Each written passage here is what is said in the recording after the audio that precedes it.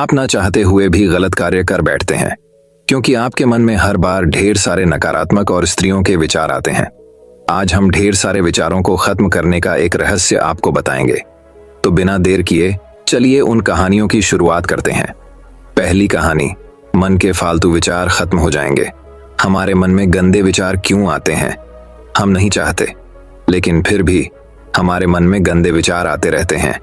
लेकिन मन हमारा सबसे बड़ा दोस्त और मन ही सबसे बड़ा दुश्मन क्यों है? जब हम अपने मन की बात मानते हैं तो हमारा मन ही हमारा नेतृत्व करता है, भटक जाते हैं। और जब हम मन को संतुलित कर लेते हैं तो हम अपने जीवन में हर चीज का ध्यान रखते हैं।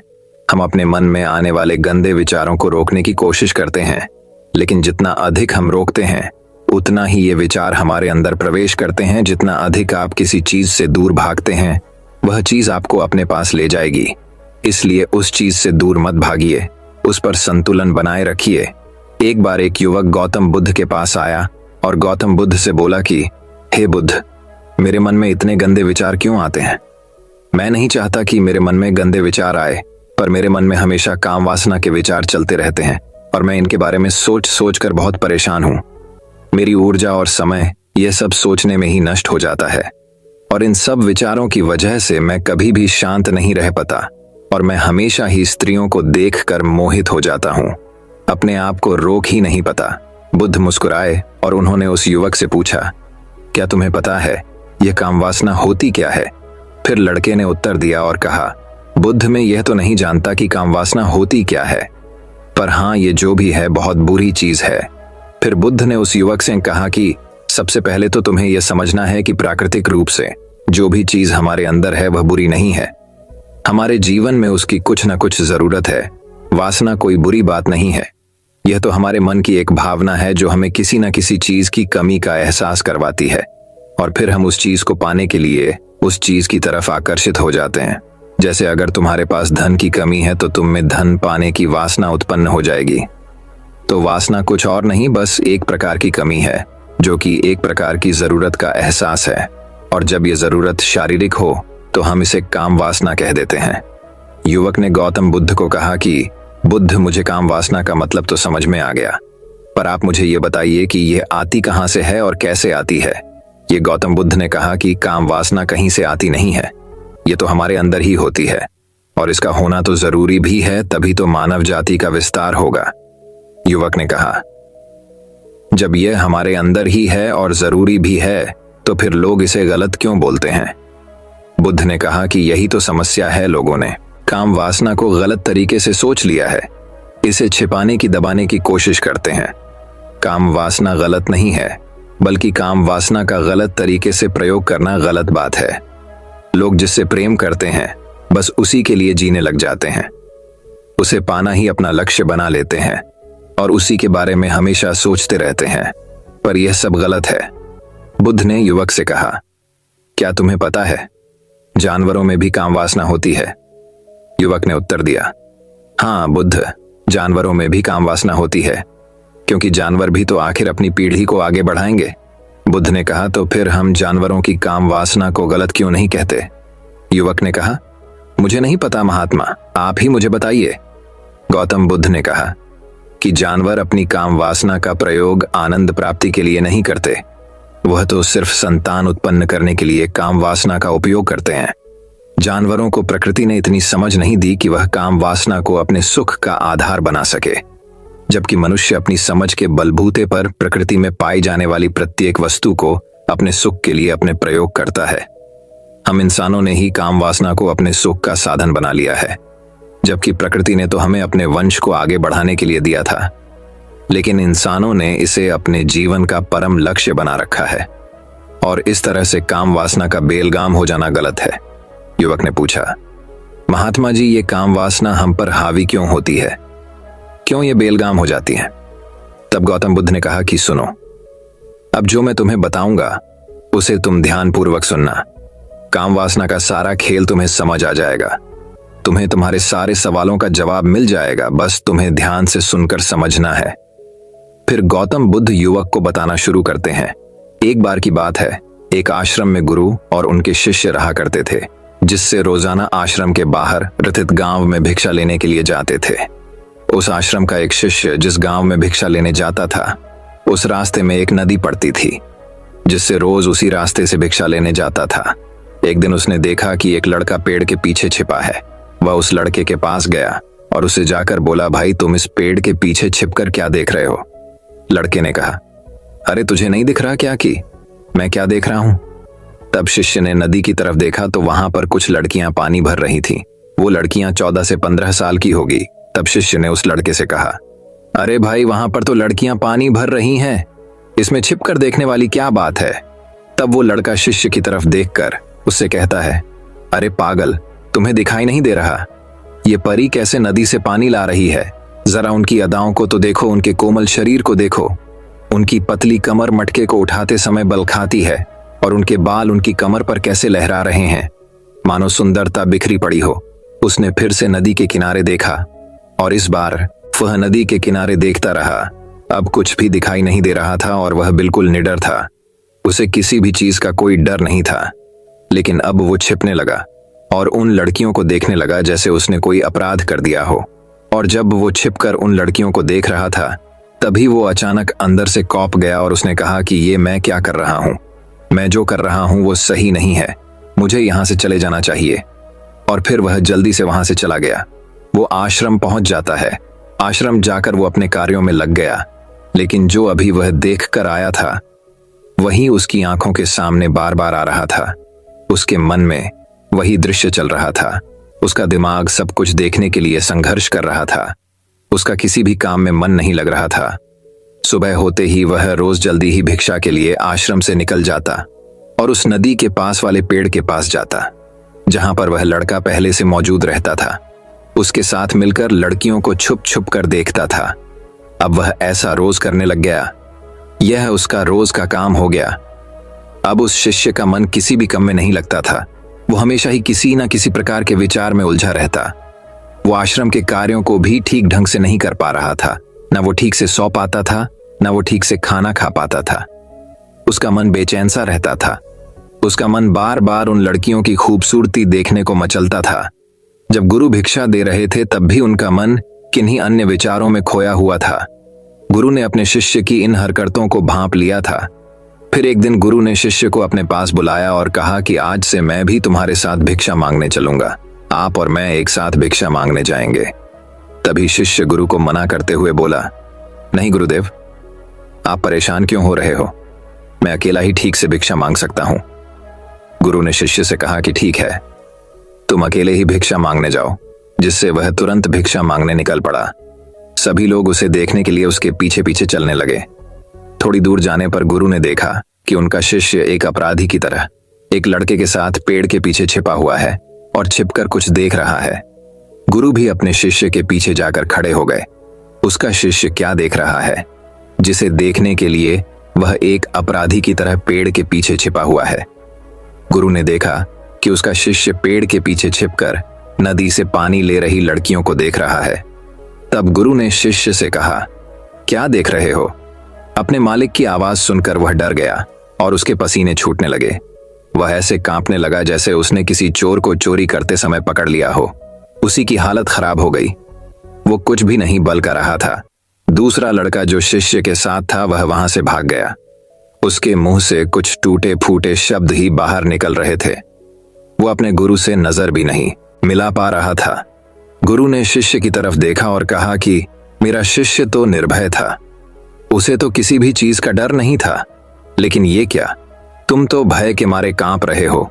शिष्य ने गुरु से कहा कि मुझे माफ कर दो गुरुदेव, मेरा इसमें कोई दोष नहीं है। उस लड़के ने मुझे बहका दिया था, लेकिन आपसे मैं वादा करता हूं कि आज के बाद मैं ऐसा कभी दोबारा नहीं करूंगा। मुझे माफ कर दो गुरुदेव। गुरु ने शिष्य से कहा कि कोई बात नहीं, पर इस बात का तुम ध्यान रखना कि हम जैसी संगति करते हैं वैसा ही फल हमें प्राप्त होता है। हम जैसी संगति करते हैं उसके विचार हमारे अंदर प्रवेश करते हैं। इसीलिए अच्छी संगति करो जिससे तुम्हारे अंदर अच्छे विचारों का प्रवेश हो। फिर गुरु और शिष्य आश्रम लौट आए और फिर से शिष्य आश्रम के कार्यों पर ध्यान देने लगा। उसने उस रास्ते को छोड़ दिया और दूसरे रास्ते से जाने लगा। वो अपने काम को ध्यान से करता, लेकिन धीरे धीरे उसके अंदर क्रोध उत्पन्न हो गया। और फिर वो दूसरे शिष्यों पर क्रोध करने लगा और बेचैन रहने लग गया।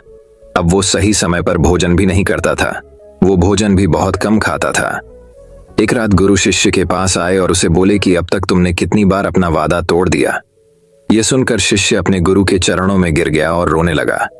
रोते रोते ही उसने गुरु से कहा कि गुरुदेव, मैं कई बार अपना वादा तोड़ चुका हूं। फिर मैं वादा करता हूं, लेकिन हर बार जब मैं वादा तोड़ देता हूं तो मेरा मन मेरे वश में नहीं रहता। मैं बहुत कोशिश करता हूं कि अपने मन से सारे बुरे विचार निकाल दूं, लेकिन चाहकर भी मैं ऐसा नहीं कर पाता। फिर गुरु ने शिष्य को कहा कि चलो मेरे साथ। गुरु शिष्य को आश्रम के बगीचे में लेकर गए और शिष्य से कहा कि देखो, यहाँ पर कुछ नाली बनी हुई है जिससे नदी का पानी इन पौधों तक आ रहा है और ये पानी निरंतर गति से आगे बढ़ रहा है। क्या तुम इस पानी के बहाव को रोक सकते हो? शिष्य ने कहा कि हाँ गुरुदेव, मैं इस बहाव को रोक सकता हूँ। फिर शिष्य ने मिट्टी उठाकर उस नाली में रख दी तो पानी थोड़ी देर के लिए रुक गया और फिर थोड़ी देर बाद उस मिट्टी के ऊपर से पानी बहने लगा। गुरु ने शिष्य से कहा, अरे ये क्या, ये तो पानी रुका ही नहीं।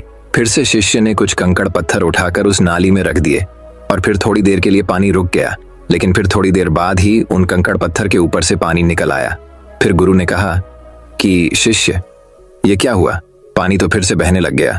तुम तो बोल रहे थे कि तुम इसे रोक दोगे। क्या हम किसी कम को रोकना चाहे तो क्या हम उसे रोक नहीं सकते? तब शिष्य ने कहा, कोई बात नहीं गुरुदेव, मैं इस पानी को तो आपको रोक के दिखाऊंगा। शिष्य फिर से एक बड़ा सा पत्थर लेकर आया और उस नाली पर रख दिया और पानी रुक गया। तब गुरु ने कहा कि देखा गुरुदेव, मैंने कहा था ना कि पानी को मैं रोक दूंगा। मैंने पानी को रोक दिखाया, आपकी बात मैंने पूरी कर दी। गुरु मुस्कुराए और बोले, अच्छा जरा ध्यान से देखो, पानी रुक गया क्या? वो तो पीछे की नाली तोड़कर बाहर निकल गया और अगल बगल से बह रहा है। और ध्यान से देखो, इस पत्थर की आगे भी आ गया और ये पानी अपना रास्ता बदलकर फिर से आगे की तरफ जाएगा। और फिर थोड़ी देर बाद ऐसा ही हुआ। फिर गुरु ने शिष्य को समझाया कि तुम्हारे साथ भी तो ऐसा ही चल रहा है। तुम बार बार प्रयास कर रहे हो, बड़े से बड़ा प्रयास कर रहे हो, पर हर बार तुम्हारा प्रयास टूट रहा है और यह हमेशा टूटता ही रहेगा। तुम कितना भी बड़ा पत्थर रख लो, लेकिन पानी तो अपना रास्ता बना ही लेगा। यह सब देखकर शिष्य ने गुरु से कहा कि ही गुरुदेव, क्या कोई तरीका नहीं है जिससे मैं गंदे विचारों से बाहर निकल सकूं और यह मेरे मन में आए ही ना? गुरु शिष्य को एक नदी के पास ले गए जहां से उसे बगीचे में पानी जा रहा था। गुरु ने शिष्य से कहा, वो पानी इसी नदी से जा रहा है। अगर हम यहीं से उसे रास्ते को बंद कर दें जहां से पानी बगीचे में जा रहा है, तब क्या हम पानी को रोक नहीं सकते? शिष्य ने कहा कि हाँ गुरुदेव, अवश्य ऐसा हो सकता है। मैं इस पानी को यहीं से बंद कर देता हूं, तब आगे की नाली में पानी जाएगा ही नहीं और फिर बगीचे में पानी जाएगा ही नहीं। फिर शिष्य नदी से जाने वाले रास्ते को बहुत मेहनत करके पत्थर और मिट्टी डालकर बंद कर दिया और गुरु से कहा कि गुरुदेव, मैंने पानी को बंद कर दिया है, अब यह पानी बगीचे में जाएगा ही नहीं। तब गुरु ने कहा, शिष्य से अगर पानी बगीचे में नहीं जाएगा तो पेड़ पौधों को पानी कहां से मिलेगा? उन पेड़ पौधों को तो पानी की आवश्यकता है और उन पेड़ पौधों में कुछ पेड़ पौधे तो ऐसे हैं जिनको रोज पानी की आवश्यकता है। वह तो मुरझाकर मर ही जाएंगे, उनका क्या होगा? पानी तो हमें खोलना ही होगा। शिष्य ने गुरु की बात सुनकर वापस नदी से जाने वाले पानी का रास्ता खोल दिया। तब गुरु ने शिष्य से पूछा, शिष्य, अगर हम इस नदी के पूरे पानी को बगीचे की तरफ मोड़ दे तो क्या होगा? तब शिष्य ने जवाब दिया कि गुरुदेव, वहां पर जितने भी पेड़ पौधे हैं वो गलकर नष्ट हो जाएंगे, वहां पर कुछ नहीं बचेगा। फिर गुरु मुस्कुराए और बोले, तुम इस बात को समझो कि हमें किसी भी चीज को रोकना नहीं है, बस हमें हमेशा संतुलन बनाए रखना है। कम पानी से भी पौधे नष्ट होते हैं और ज्यादा पानी से भी पौधे नष्ट होते हैं। हमारा जीवन संतुलन से ही चलता है। गुरु ने शिष्य से कहा कि अगर मैं तुम्हें कुछ कहूं कि तुम आम के बारे में मत सोचो तो तुम्हारे मन में सबसे पहले किसका चित्र आएगा? शिष्य ने कहा कि गुरुदेव, मेरे मन में तो पहला चित्र आम का ही आएगा। गुरु ने कहा कि जब हम गंदे विचारों को जबरदस्ती रोकने का प्रयास करते हैं तो वह और मजबूती के साथ हमारे अंदर प्रवेश करते हैं, हमारे अंदर उठते हैं। इसीलिए हमें उन्हें कभी भी दबाने की कोशिश नहीं करनी चाहिए। तब गुरु शिष्य के पास गए और बोले कि बुरे लोगों की संगति के कारण भी हमारे अंदर गंदे विचार आते हैं। कभी कभी ऐसा होता है कि हमारे अंदर कामुकता नहीं होती, लेकिन कुछ अश्लील लोगों के साथ रहने के कारण वह हम पर हावी हो जाती है। तब शिष्य ने कहा कि गुरुदेव, आप सही कह रहे हैं, मैं अपने लक्ष्य से भटक गया था। तब वह शिष्य रात को बहुत शांति से सोया, सुबह पूरे मन से अपना काम किया और फिर सुबह वही भिक्षा लेने चला गया जहां वह लड़का आज भी पेड़ के पीछे छुपकर उन लड़कियों को देख रहा था। वो शिष्य नदी पर गया जहां वह लड़कियां पानी भर रही थीं। उसने उन लड़कियों से पानी मांगा। उन लड़कियों में से एक लड़की ने उसे पानी पिलाया और उसे सन्यासी शिष्य के चरण छुए। शिष्य ने उसे आशीर्वाद दिया कि तुम्हारा कल्याण हो। शिष्य का मन सकारात्मक ऊर्जा से भर गया। उसके चेहरे पर मुस्कान आ गई थी, जैसे उसे कोई खोई हुई चीज वापस मिल गई हो। वह अपने रास्ते पर वापस जाने लगा। तभी पीछे से वह लड़का आया जो पेड़ के पीछे छिपा था। वह शिष्य के पास आया और बोला कि क्या बात है, आज तुमने करीब से देखा है, आप तो मुझसे आगे निकल गए। तब शिष्य ने कहा कि हम हमेशा दूसरे के दर्शन करने में ही व्यस्त रहते हैं, अपने दर्शन कर ही नहीं पाते। तुम कब तक इस पेड़ के पीछे छुपते रहोगे? किसी को पसंद कर लो, उससे बोल दो। अगर वो भी तुम्हें पसंद करती है तो शादी कर लो और उससे पहले तुम कुछ बन जाओ। अपने आप को पहचान लो, ऐसे अपना समय बर्बाद मत करो। फिर वह लड़का रोज उससे मिलने लगा और उस लड़के ने नदी पर जाना छोड़ दिया और फिर वो लड़का अपने जीवन में कुछ बनने के लिए संघर्ष करने लगा। तो तुमने देखा संगति का असर क्या होता है। अपनी संगति बदलो, अपने विचार बदलो। बुद्ध ने युवक से पूछा कि क्या तुम्हें तुम्हारे सारे सवालों का जवाब मिल गया? तब युवक ने कहा कि हाँ महात्मा जी, आपका बहुत बहुत धन्यवाद। तब गौतम बुद्ध ने युवक से कहा कि जब तुम्हारे मन में गंदे विचार आए तब आप अपने आप को दोषी मत मानो। यह शरीर है और यह सब हजारों वर्षों से सिखाया गया है। एक केवल तुम्हारे सोच लेने से, शपथ लेने से ये टूटने वाला है नहीं, लेकिन तुम्हारे पास वो शक्ति है, वो ऊर्जा है जिसका तुम्हें संतुलन उपयोग करना है। तुम एक जीवित ऊर्जा हो जो कुछ भी अनुभव करने के लिए स्वतंत्र है, जो निर्माण करने के लिए स्वतंत्र है। इसीलिए तुम अपने आप को पहचानो। यह बोलकर गौतम बुद्ध मौन हो गए और वो युवक वहां से चला गया। तो चलिए अब हमारे दूसरे कहानी की शुरुआत करते हैं। दूसरी कहानी, मन को पढ़ने का रहस्य। दोस्तों, किसी के भी मन की बातें जानने के लिए 3 तरीके होते हैं, लेकिन इन तीनों तरीकों को समझना अति आवश्यक है। यदि आप इन तीनों तरीकों को समझ लेते हैं तो आप किसी के भी मन की बातें बड़ी ही आसानी से जान सकते हैं, समझ सकते हैं। तो चलिए इसे एक बुद्ध कहानी के माध्यम से समझते हैं कि किस तरह से आप दूसरों की मन की बातें जान सकते हैं, समझ सकते हैं। बहुत समय पहले की बात है। एक छोटा सा गांव था। उस गांव में 2 भाई रहा करते थे। बड़ा भाई अंधा था, जिसके कारण वो हमेशा घर पर ही बैठा रहता था और छोटा भाई खेती किया करता था। लेकिन खेतों में अधिक जानवर आने से पूरी फसलें नष्ट हो जाती थीं, जिस कारण छोटा भाई बहुत परेशान हो एक चुका था। तभी उसे एक तरकीब सूझी। एक दिन उसने सोचा, खेतों में से इन जानवरों को भगाने के लिए क्यों ना मैं अपने बड़े भाई की मदद लूं।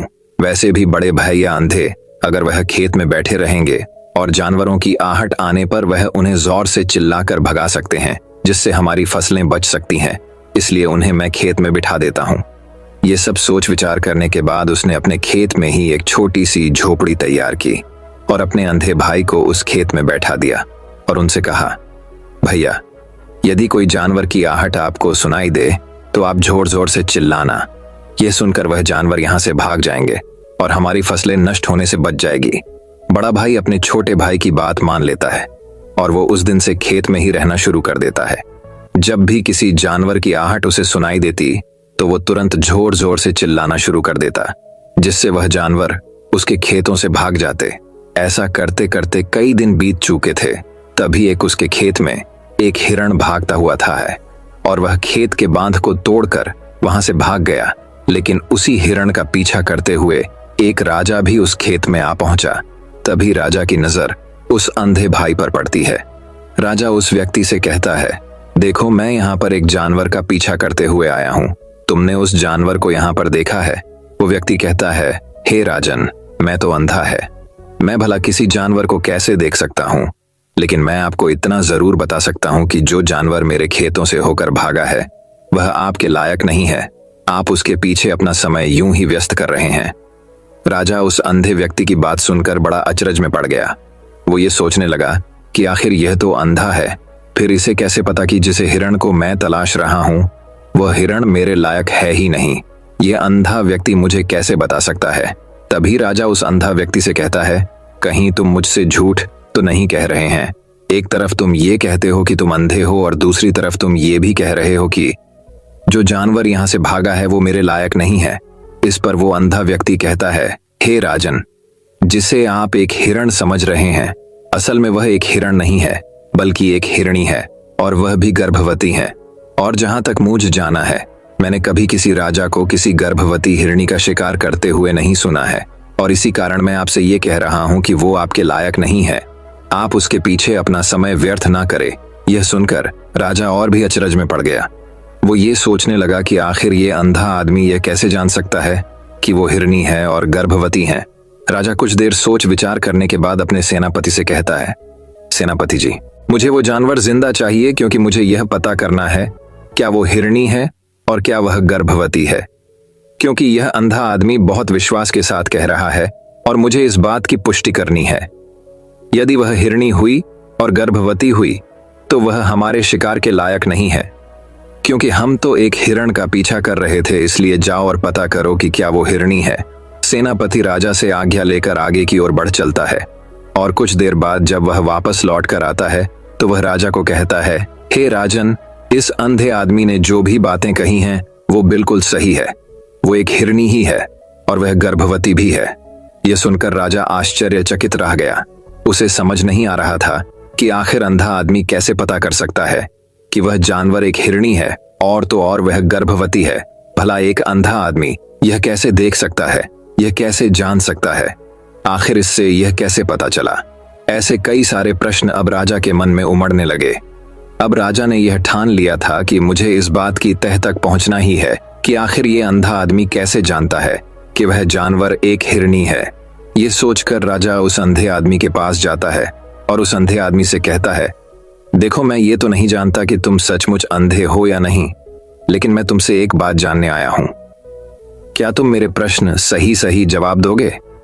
इस पर अंधा व्यक्ति कहता है, हे राजन, आप जो कुछ पूछना चाहते हैं मुझसे पूछ सकते हैं। मैं आपको बिल्कुल सच सच जवाब दूंगा। इस पर राजा कहता है, देखो, एक तो तुम कहते हो कि तुम अंधे हो और दूसरी तरफ तुमने ये बता दिया कि जिस जानवर का पीछा मैं कर रहा हूं वह एक हिरणी है और तो और वह गर्भवती भी है। आखिर तुम्हें यह कैसे पता चला? तुम्हारे खेत में और भी तो जानवर आते होंगे, और भी तो जानवर यहां से गुजरते होंगे, फिर तुमने यह कैसे अंदाजा लगाया? तभी वह अंधा व्यक्ति राजा से कहता है, हे राजन, आप जिस हिरनी का पीछा कर रहे थे वही हिरनी जब मेरे खेत में आई, उसकी रफ्तार और उसके भागने की आहट से मुझे यह एहसास हो चुका था कि यह एक हिरनी है। और मेरे खेत की जो बांध है वह बहुत छोटी है, उसकी ऊंचाई ज्यादा नहीं है। यदि कोई हिरण होता तो उस बांध को बड़ी आसानी से लौंग जाता, लेकिन वह हिरनी इस बांध को तोड़कर भागी है। और यदि वह इस बांध को छलांग लगाकर पार करने का प्रयास करती तो इससे उसके बच्चे को खतरा होता। और इसी बात से मैंने यह पता लगा लिया कि वह गर्भवती है। इस कारण वह ज्यादा ऊंची छलांग लगाकर मेरे खेत की बांध को तोड़ते हुए भाग गए। इस पर राजा के मन में एक और प्रश्न उठा।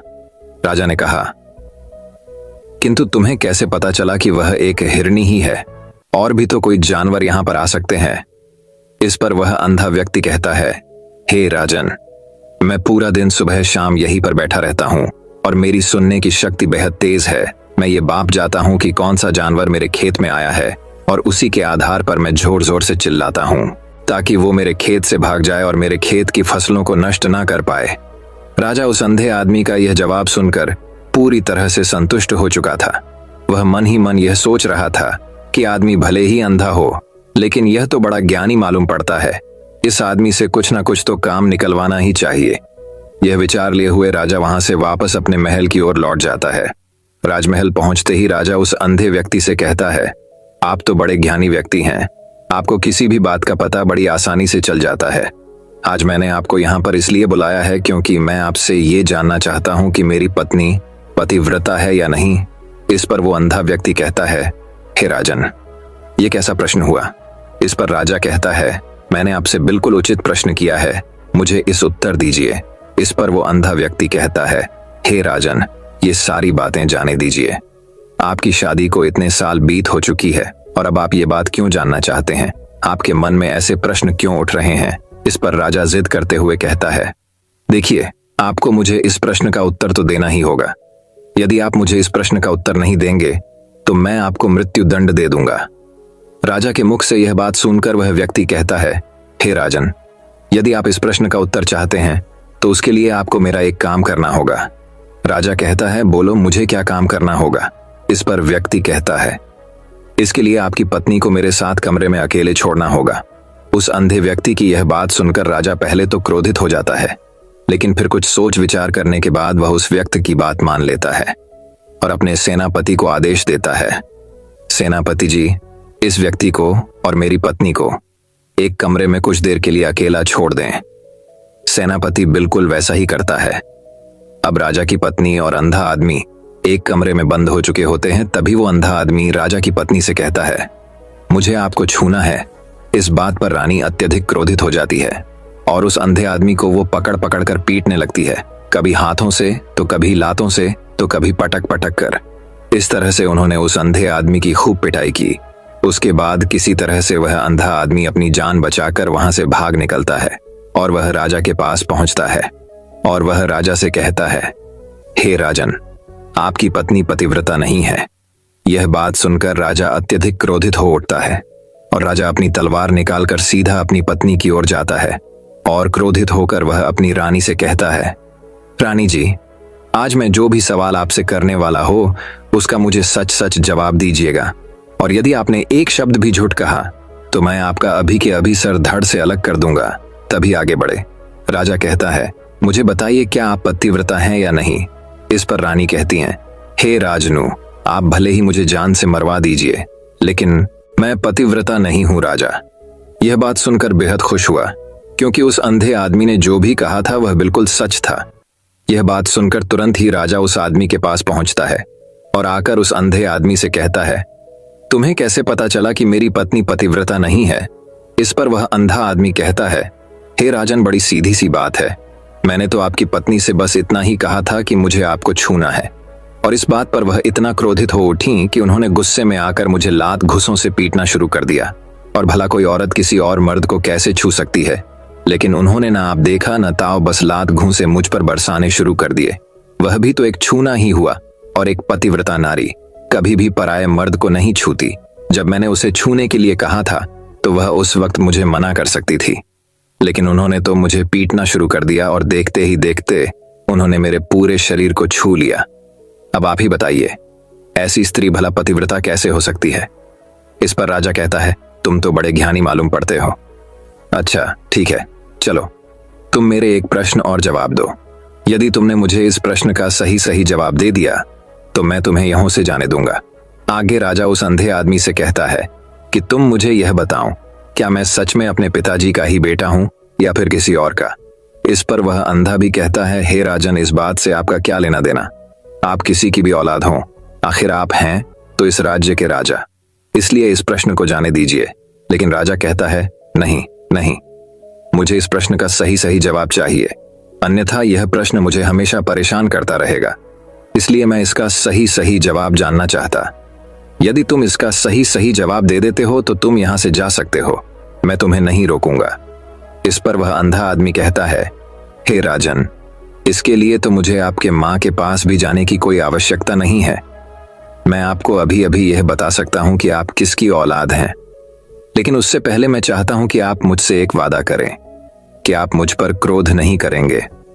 राजन ने कहा, मैं तुमसे वादा करता हूं, मैं तुम पर क्रोध नहीं करेगा। इसके बाद वह अंधा आदमी राजा से कहता है राजन, आप हैं तो अपने ही पिता के पुत्र, लेकिन आप पर एक कंजूस सेठ की छाया पड़ी हुई है। यह सुन राजा बहुत क्रोधित हो उठा और वह तुरंत तलवार निकालकर अपनी मां के पास जा पहुंचा। वह वहां पर पहुंचने के बाद अपनी मां से कहता है, मां, मुझे सच सच बताइए, क्या मैं अपने ही पिता का पुत्र हूं या नहीं? यदि आपने मुझे सही सही नहीं बताया तो वह यहीं पर अपने प्राण त्याग दूंगा। मुझे बताओ, क्या सच है? इस पर उस राजा की मां कहती, बेटा, तू है तो अपने ही पिता का पुत्र, लेकिन तुम्हारे ऊपर एक कंजूस सेठ की छाया पड़ी हुई है। जब मैं एक बार नहाने के बाद अपना मुंह आईने में देख रही थी, तभी उस कांच के पीछे मुझे एक कंजूस सेठ नजर आता है। और उसी की छाया तुम पर पड़ चुकी है। वे सुन राजा बहुत खुश हो जाता है और वह तुरंत दौड़ा दौड़ा वापस उस अंधे आदमी के पास पहुंचता है और उस अंधे आदमी से कहता है, तुम्हें यह कैसे पता चला कि मुझ पर एक कंजूस सेठ की छाया पड़ी हुई है? इस पर वह आदमी कहता है, हे राजन, आपने मुझसे कई सारे सवाल पूछे जिनका जवाब मैंने आपको सही सही दिया है। यदि कोई और राजा होता तो मुझे इसके बदले में ढेरों सारे इनाम मिल चुके होते, लेकिन अब तक आपने एक फूटी कौड़ी तक नहीं दी है। इस बात से ही मैंने अंदाजा लगा लिया था कि आप बहुत कंजूस हो। यह बात सुनकर राजा जोर जोर से हंसने लगा और कहता है कि आप जो भी मांगेंगे वह मैं आपको अवश्य दूंगा, लेकिन मुझे यह बताओ कि तुम्हें कैसे पता चल जाता है कि कौन सी बात सही है और कौन सी गलत ही? तुम किसी भी बात का इतना सटीक और सही जवाब कैसे दे पाते हो? इस पर वह अंधा आदमी कहता है, हे राजन, मैं तो वैसे ही हूं। यदि मेरी आंखें होती तो मैं किसी की भी मन की बातें बड़ी सरलता से जान लेता। मन की एक भाषा होती है और यह भाषा मनुष्य के शरीर के व्यवहार के रूप में देखी जा सकती है। उसकी आंखों से, उसके होठों से, उसके काम करने के तरीके से, उसकी कृतियों से पता किया जा सकता है करी उसके मन में क्या चल रहा है। उसके आधार पर हम किसी के भी मन की बातें जान सकते हैं, लेकिन मैं तो अंधा हूं, मैं देख नहीं सकता, इसलिए मैं क्रियाओं से देखता हूं। यदि मुझे कोई बात जाननी हो तो अगले आदमी को कुछ काम देना पड़ता है, जिस पर वह व्यक्ति किस प्रकार काम करता है, किस तरीके से इस काम को करता है, उसके आधार पर ही मैं यह पता कर पाता हूं कि उसके मन में क्या चल रहा है। तभी वह राजा कहता है, तो क्या इसका अर्थ यह हुआ कि मैं भी किसी के मन की बातें जान सकता हूं? इस पर वह अंधा आदमी कहता है, हे राजन, अवश्य आप भी किसी भी व्यक्ति के मन की बात जान सकते हैं, किंतु उससे पहले आपको अपने ऊपर काम करना होगा, और वह काम है अपने मन को शांत कर अपने मन को वर्तमान में लाना, जिसके लिए मैं आज आपको 3 तरीके बताने वाला, और ये तीनों ही तरीके बड़े ही आसान और सरल है। किंतु हे राजन, उससे पहले आपको एक काम करना होगा, आपने मन को एकाग्र करना हो। जब हम अपने मन को एकाग्र करते हैं, अपने मन को वर्तमान में लाते हैं, तो हम दूसरे के मन की बात जान सकते हैं, क्योंकि वह आदमी अभी भी अपने मन में वर्तमान में ही सोच रहा है, और हमें भी मन को वर्तमान में ही लाना होगा, तभी हम उसके मन की बातें जान सकते हैं। यदि हम अतीत में हुई घटनाओं के बारे में सोच रहे हैं, तो वह जो अगला आदमी वर्तमान में सोच रहा है, वर्तमान में अपने मन में बात कर रहा है, वह हम कैसे जान पाएंगे? क्योंकि हम तो अतीत की घटनाओं में डूबे हुए हैं। इसलिए किसी के भी मन की बात जानने के लिए सबसे पहले हमें हमारे मन को एकाग्र करना होगा, उसे वर्तमान में लाना होगा। आगे वह व्यक्ति राजा से कहता है, हे राजन, जो 3 तरीके मैं आपको बताने वाला है, इन 3 तरीकों से बड़ी आसानी से किसी के भी मन की बातें जान सकते हैं। उसके बाद वह अंधा आदमी राजा से कहता है, हे राजन, जो सबसे पहला तरीका है वह है आंखों पर ध्यान देना। किसी व्यक्ति से बात करते वक्त उसकी आंखों में देखना, उसकी आंखों पर ध्यान देना जो सबसे ज्यादा जरूरी है, क्योंकि आंखें बोलती नहीं पर बहुत कुछ कह जाती है। यदि हम किसी व्यक्ति की आंखों के इशारों को समझना सीख जाए, हम यह जान पाएंगे कि व्यक्ति के दिमाग में क्या चल रहा है, वो क्या सोच रहा और अभी वह क्या करने वाला। मेरे पास आंखें नहीं, लेकिन मैंने अपने गुरु से यह विद्या सीखी है, क्योंकि बहुत सालों पहले मेरे पास आंखें थीं और मैं उस वक्त लोगों के मन की बातें केवल उनकी आंखों से ही जान लेता था। इसलिए यदि आप भी दूसरों की मन की बातें जानना चाहते हैं तो आपको भी उनकी आंखों पर गौर करना चाहिए, जैसे कि उनका आकार कैसा है, वह कब, कहां और किधर देख रहे हैं। यदि उसकी आंखें यहाँ वहां घूम रही हैं, जब आप उससे बातें कर रहे हैं, तो वहां वह इधर उधर मोड़ रहा है, कभी ऊपर तो कभी नीचे या कभी आसपास, या फिर उसकी आंखें खुश नजर आ रही हैं या फिर आंखें निराश नजर आ रही है, जैसे कि चोर होता है उसकी आंखों में। जब हम देखते हैं तो हमें यह पता चलता है कि अगले आदमी ने कोई गलती की है।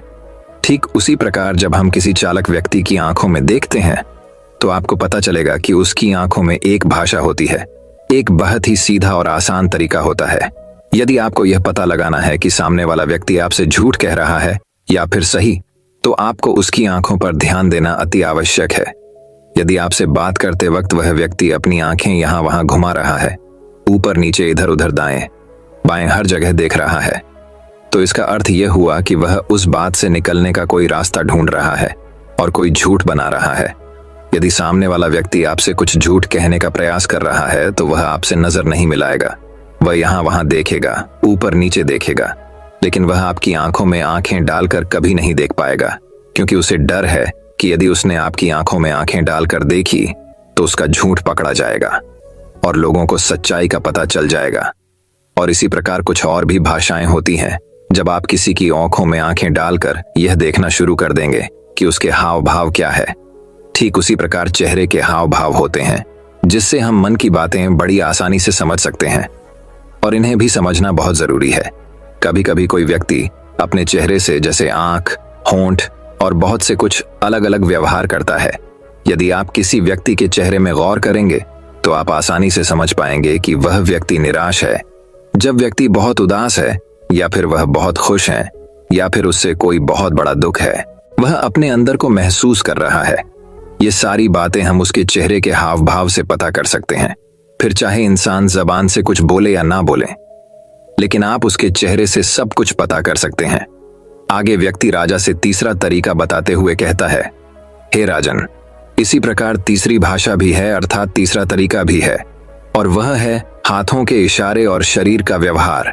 मन की बात समझने के लिए हमें हाथ के इशारे और शरीर के व्यवहार को समझना बहुत आवश्यक है। कोई व्यक्ति जब बात करता है तो आपने देखा होगा कि वो अपने हाथों को हिलाता रहता है, अपने हाथों से इशारा करता रहता है। बातों के साथ साथ अपना शरीर का जो व्यवहार है, अर्थात बॉडी लैंग्वेज, उसका भी पूरा उपयोग करता है, जिससे हमें यह पता चल पाता है कि वह व्यक्ति हमारी बातों पर कितना ध्यान दे रहा है और उसके मन में क्या चल रहा है। शरीर के व्यवहार को देखने के लिए उसके हाथ मटकाने, शरीर मटकाने और चेहरे पर बार बार हाथ लाल, हाथों का एक दूसरे से मसलना, ऐसी बेहद सी क्रियाएं होती हैं। उस पर हमें ध्यान देना अति आवश्यक। मन की बात को समझने के लिए हमें शरीर के व्यवहार को भी समझना पड़ता है।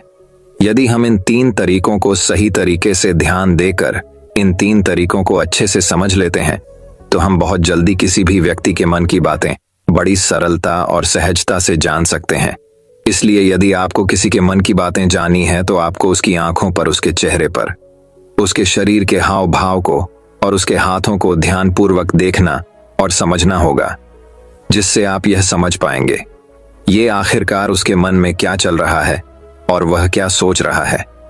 लेकिन उनसे पहले आपको अपने मन को एकाग्र करना होगा, शांत करना होगा और अपने मन को वर्तमान में लाना होगा।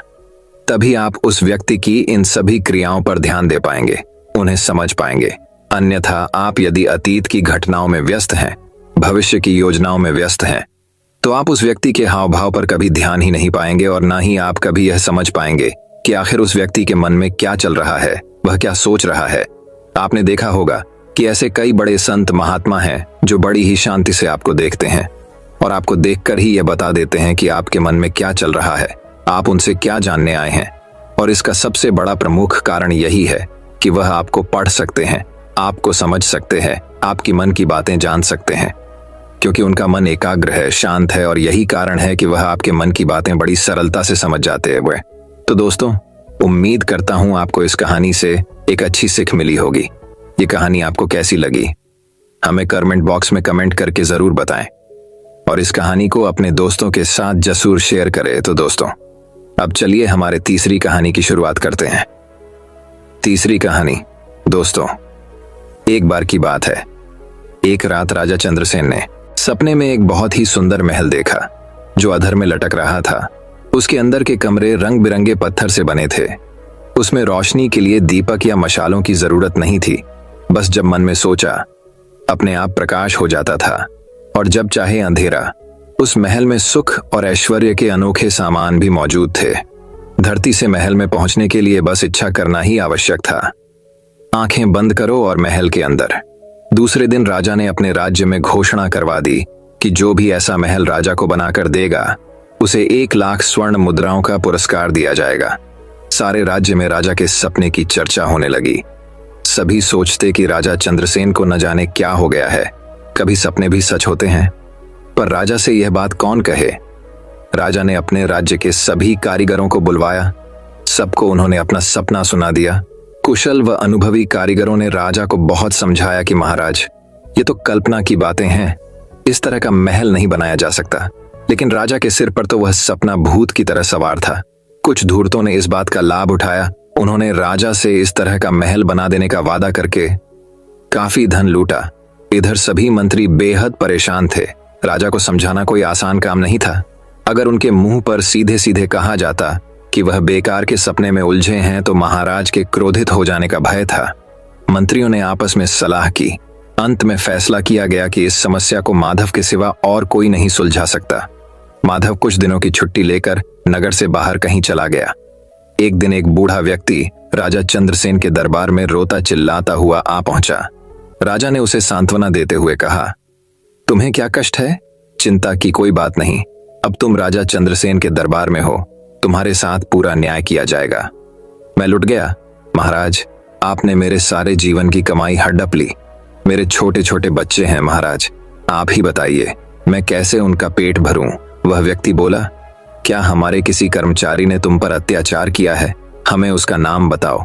राजा ने क्रोध में कहा, नहीं महाराज, मैं झूठ ही किसी कर्मचारी को क्यों बदनाम करूं? बूढ़ा बोला, तो फिर साफ क्यों नहीं कहते? यह सब क्या गोलमाल है? जल्दी बताओ, तुम चाहते क्या हो? महाराज, अभयदान पाऊं तो कहूं। हम तुम्हें अभयदान देते हैं। राजा ने विश्वास दिलाया, महाराज, कल रात मैंने सपने में देखा कि आप स्वयं अपने कई मंत्रियों और कर्मचारियों के साथ मेरे घर पधारे और मेरा संदूक उठवाकर आपने अपने खजाने में रखवा दिया। उस संदूक में मेरे सारे जीवन की कमाई थी, 5000 स्वर्ण मुद्राएं। उस बूढ़े व्यक्ति ने सिर झुकाकर कहा, विचित्र मूर्ख हो तुम, कहीं सपने भी सच हुआ करते हैं? राजा ने क्रोधित होते हुए कहा, ठीक कहा आपने महाराज, सपने सच नहीं हुआ करते। सपना चाहे अधर में लटके अनोखे महल का ही क्यों ना हो, और चाहे उसे महाराज ने ही क्यों ना देखा हो, सच नहीं हो सकता। राजा चंद्रसेन हैरान होकर उस बूढ़े की ओर देख रहे थे। देखते ही देखते उस बूढ़े ने अपनी नकली दाढ़ी, मूंछ और पगड़ी उतार दी। राजा के सामने बूढ़े के स्थान पर माधव खड़ा था। इससे पहले कि राजा क्रोध में कुछ कहते, माधव ने कहा, महाराज, आप मुझे अभयदान दे चुके हैं। महाराज हंस पड़े। दोस्तों, इस कहानी से हमें यह सीख मिलती है कि हमें अपने मन के गलत विचारों पर अपना लक्ष्य केंद्रित नहीं करना चाहिए और ज्यादा पाने की लालच नहीं करनी चाहिए। तो दोस्तों, अब चलिए हमारे चौथे कहानी की शुरुआत करते हैं। चौथी कहानी। अब एक और कहानी की शुरुआत कुछ इस प्रकार होती है। एक बार राजा चंद्रसेन ने अपने 11 मंत्री को राज्य में अनेक कुएं बनाने का आदेश दिया। गर्मियों पास आ रही थीं, इसलिए राजा चाहते थे कि कुएं शीघ्र तैयार हो जाएं, ताकि लोगों को गर्मियों में थोड़ी राहत मिल सके। GRR मंत्री ने इस कार्य के लिए शाही कोष से बहुत सा धन लिया। शीघ्र ही राजा के आदेशानुसार नगर में अनेक कुएं तैयार हो गए। इसके बाद एक दिन राजा ने नगर भ्रमण किया और कुछ कुओं का स्वयं निरीक्षण किया। अपने आदेश को पूरा होते देख वह संतुष्ट हो गए। गर्मियों में एक दिन नगर के बाहर से कुछ गांव वाले माधव के पास पहुंचे। वे सभी 11 मंत्री के विरुद्ध शिकायत लेकर आए थे। माधव ने उनकी शिकायत सुनी और उन्हें न्याय प्राप्त करने का रास्ता बताया। माधव अगले दिन राजा से मिले और बोले, महाराज, मुझे विजयनगर में कुछ चोरों के होने की सूचना मिली है। वे हमारे कुएं चुरा रहे हैं। इस पर राजा बोले, क्या बात करते हो माधव? कोई चोर कुएं को कैसे चुरा सकता है? महाराज, यह बात आश्चर्यजनक जरूर है, परंतु सच है, वे चोर अब तक कई कुएं चुरा चुके हैं। माधव ने बहुत ही भोलेपन से कहा। उसकी बात को सुनकर दरबार में उपस्थित सभी दरबारी हंसने लगे। महाराज ने कहा, माधव, तुम्हारी तबीयत तो ठीक है, आज कैसी बहकी बहकी बातें कर रहे हो? तुम्हारी बातों पर कोई भी व्यक्ति विश्वास नहीं कर सकता। महाराज, मैं जानता था कि आप मेरी बात पर विश्वास नहीं करेंगे, इसलिए मैं कुछ गांव वालों को साथ साथ लाया हूं। वे सभी बाहर खड़े हैं। यदि आपको मुझ पर विश्वास नहीं है तो आप उन्हें दरबार में बुलाकर पूछ लीजिए, वह आपको सारी बात विस्तार पूर्वक बता देंगे। राजा ने बाहर खड़े गांव वालों को दरबार में बुलवाया। एक गांव वाला बोला, महाराज, 11 मंत्री द्वारा बनाए गए सभी कुएं समाप्त हो गए हैं, आप स्वयं देख सकते हैं। राजा ने उनकी बात मान ली और 11 मंत्री माधव कुछ दरबारियों तथा गांव वालों के साथ कुओं का निरीक्षण करने के लिए चल दिए। पूरे नगर का निरीक्षण करने के पश्चात उन्होंने पाया कि राजधानी के आसपास के अन्य स्थानों तथा गांवों में कोई कुआं नहीं है। राजा को यह पता लगते देख 11 मंत्री घबरा गया। वास्तव में उसने कुछ कुओं को ही बनाने का आदेश दिया था। बचा हुआ धन उसने अपनी सुख सुविधाओं पर व्यय कर दिया। अब तक राजा भी माधव की बात का अर्थ समझ चुके थे। वे 11 मंत्री पर क्रोधित होने लगे। तभी माधव बीच में बोल पड़ा, महाराज, इसमें इनका कोई दोष नहीं है। वास्तव में वे जादुई कुएं थे जो बनने के कुछ दिन बाद ही हवा में समाप्त हो गए। अपनी बात समाप्त कर माधव गारारह मंत्री की ओर देखने लगा। गारारह मंत्री ने अपना सिर शर्म से झुका लिया। राजा ने गारारह मंत्री को बहुत डांटा तथा उसे 100 और कुएं बनवाने का आदेश दिया। दोस्तों, इस कहानी से हमें यह सीख मिलती है कि हमें अपने जीवन में लालच नहीं करना चाहिए। लालच इंसान को डूबा देता है। लालच में किए गए कार्य का अंजाम बुरा ही होता है। दोस्तों, मैं उम्मीद करता हूं कि यह कहानी सुनने से आपके जीवन में अच्छे बदलाव आए होंगे। आपको इस वीडियो से क्या सीखने मिला, ये कमेंट करके जरूर बताएं।